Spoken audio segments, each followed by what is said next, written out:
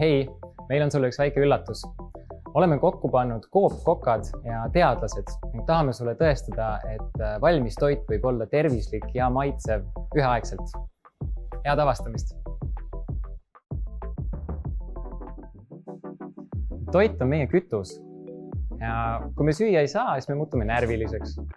Aga kui sööme üle, siis tuleb rammestus. Tegelikult me toitume ju selleks, et elada tervelt võimalikult kaua.